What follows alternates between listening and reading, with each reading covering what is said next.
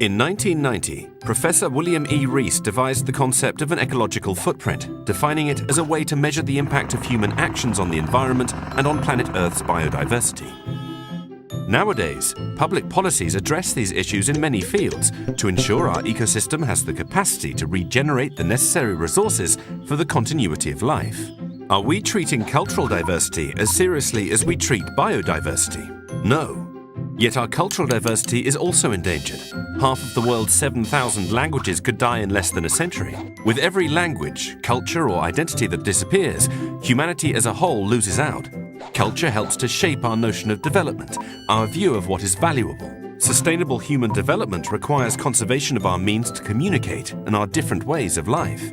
Since not all threatened languages and cultures face equal risks, we need an effective cultural policy impact assessment to ensure sufficient protection for every culture. We need to understand: how does infrastructure affect a language? How does globalization affect cultural diversity? How can education systems help to revive languages? And why is it necessary to solve inequality of access to cultural resources?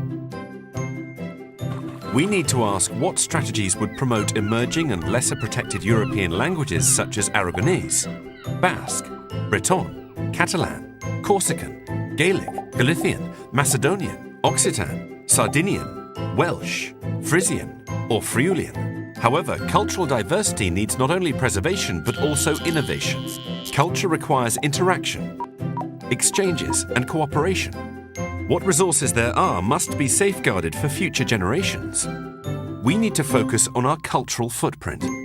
Want to know more?